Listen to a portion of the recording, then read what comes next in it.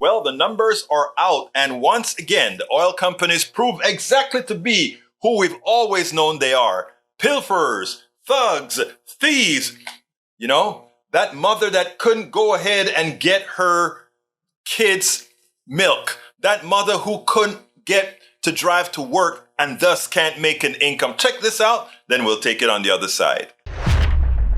Andrew, another day, another massive eye-popping profit for an oil company. Chevron announced yesterday its largest annual profit in the history of the company, and then buying back $75 billion worth of its own stock.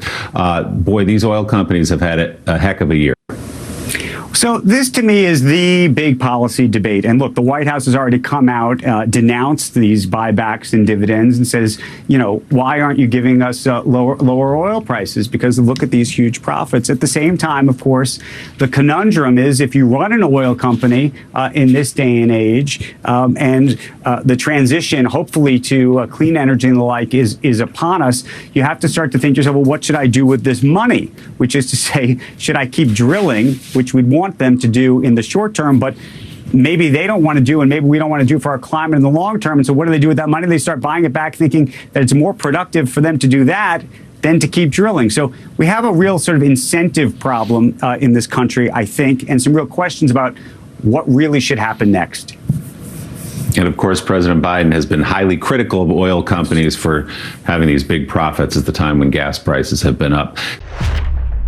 So again, they make billions of dollars. And what do? They're not invested in, the reason that we allow folks to make this kind of money supposedly is that they're going to reinvest into making technology that will make things better for us all, right? That's what they like to claim they're going to do. But are they really doing that? Absolutely not. That's not what they're doing. Let's be real here, people. Ideally, if these guys made these record profits after pilfering us, you would think one of the things that they would do is invest in the new technologies, invest in the electrical technologies that are going to move us into that non-polluting type future. After all, they're the ones that used the product, profited from a product that threw a lot of crap into the air. Yes, we needed that. But again, where are they going to put their money? Are they going to put that money that we have afforded them into substantive things, into, let's say, power from non-pollutant sources? No. They will just enrich a few. Buy back stocks, allow those stocks to climb in value, extract all that money from the ground that should belong to us all and take it for the few. Those of you who condone this type of economics, those of you who allow this to occur, we can't blame them. They're doing what we have allowed them to do. It is time for us to elect politicians who don't allow the thievery, who don't allow the theft of our commons, who don't allow these crooks to simply get by with pilfering us all.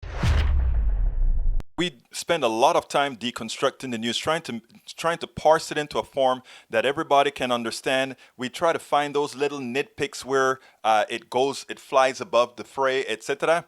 If you really like these videos that we do, I want to ask a big favor. Please go ahead. Number one, subscribe to our channel. And number two, please join if you can. Thank you so kindly for watching. Keep watching. Please remember to share. We must populate the entire internet with our progressive message, a message that we know is what most Americans say that they want. So help us, please join.